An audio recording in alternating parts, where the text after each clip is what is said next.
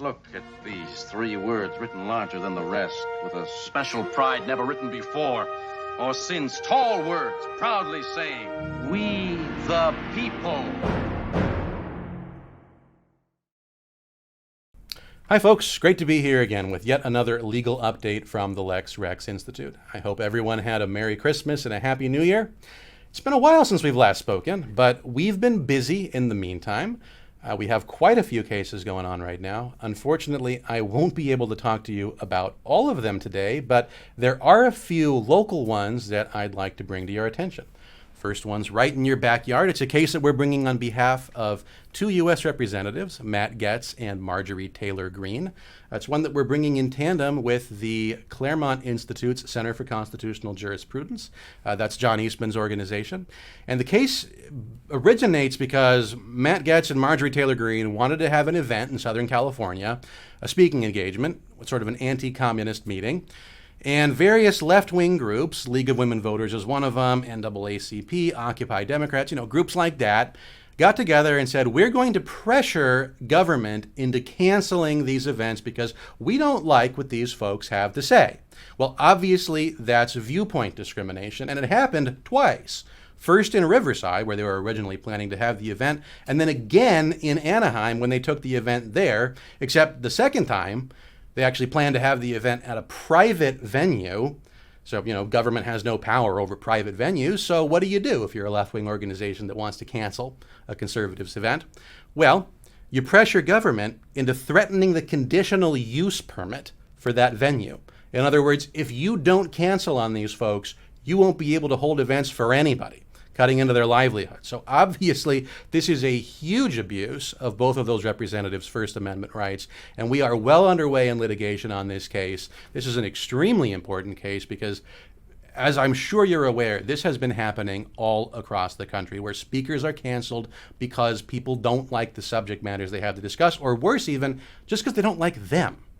Now, I mentioned that Dr. John Eastman is working with us on this case. We talked about him during our last legal update. You guys actually hosted a fantastic event this summer. Thanks for raising that money for him. That's really been appreciated. And his defense is still ongoing. Now, his bar case that I was working on is completed. We're currently waiting on a ruling from the judge in that case. She has 90 days to do that. I think that puts the deadline sometime at the beginning of March. But his criminal matter in Georgia is currently ongoing as well, and that's going to be very expensive to fund. Now, I'm trying to save him some money by working on that, but you guys can help out by pitching in the difference on that too. You can go to givesendgo.com/Eastman to donate, and that is where you want to donate because they don't take a percentage from that. Or at least if they do, it's not a large percentage. John gets the majority of that. All right, another case that we worked on recently is actually one that we lost, but I'm talking to you about it anyway because I think it represents an important step in the right direction for securing election integrity, and that's one that took place in the city of Long Beach. Now, for the March election, Long Beach has a ballot measure. It's going to be on their ballot entitled Long Beach Hotel Worker Minimum Wage Increase Measure. Well, this is actually pretty false and misleading if you read the text of the measure itself, because in that text, there's a carve-out provision or an opt-out provision for any hotel worker that is subject to a collective bargaining agreement. So effectively, what this ends up being is a minimum wage increase for non-union hotel workers at qualifying hotels. And it's qualified such that only 5 out of the 27 hotels in Long Beach are actually subject to this at all.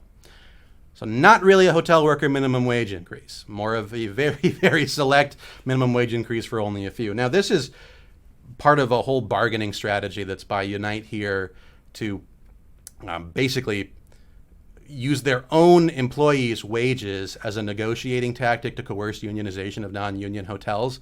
But that's not really the point of this case. The case was just on the false and misleading wording of the ballot measure. Now, we brought a challenge on this. It's very, very rare to win challenges on ballot measure wording. Most organizations won't even bring these sorts of challenges. We do because we believe we have solid grounds to bring it in instances like this. And our case that this was a false and misleading ballot measure was so doggone airtight, the opposing party didn't even bother challenging that. Instead, they argued that changing the language of the ballot measure would, quote unquote, substantially interfere with the printing and distribution of official election materials. Now, to begin with, this wasn't even relevant for the statute that we brought because the statute doesn't mention that as an exception to whether or not ballot measures have to be true. But more importantly, the statute specifies explicitly a 10-day window in which bringing this kind of challenge is authorized. We brought the challenge during that 10-day window. So even if they would have otherwise had grounds to say, hey, this is going to be too hard for us to comply, they certainly can't say it here.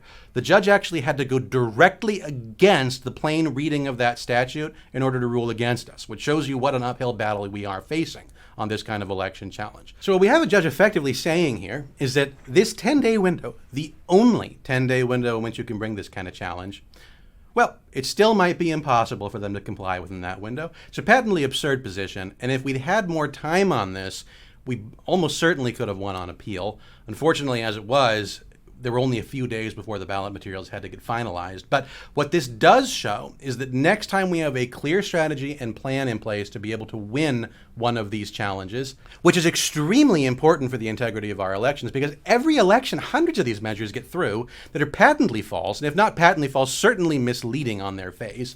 I'm sure that any number of you can think of a dozen that you've seen in your lifetime that just didn't do what their text said they were supposed to do. Well, these challenges are viable, and we now have a strategy to bring them. So next time what we're going to do is we're going to file on the very first day of the public comment period. That's the 10-day window where these challenges are ripe.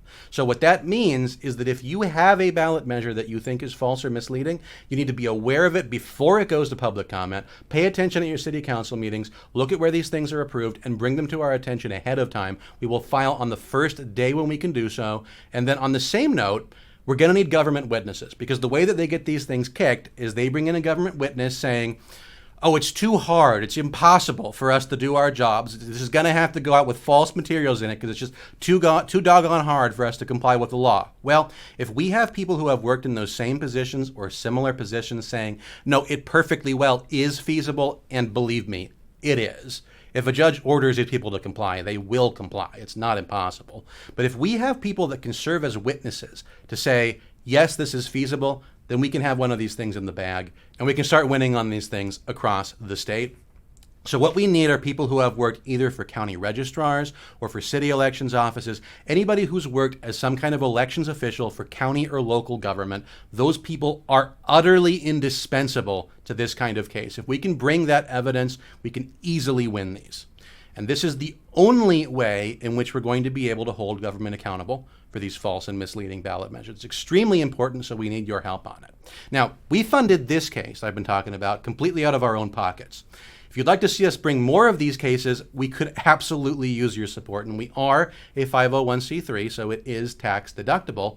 But we don't want people to have to pay for these out of their own pocket. It's just too expensive to have to bring an election challenge of this kind. But if we can fund it, we can make this happen. One last note. We do have a strategy to secure our polls in the upcoming November election, but to do that, we're going to need affidavits from a lot of different people.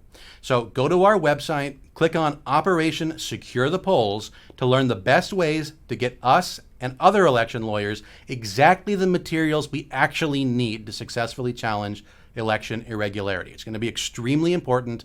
I think we're going to be holding this probably sometime in early September, and it's going to tell you exactly what you need to do on election day to make sure you're getting information to the lawyers in a way that can bring a viable challenge.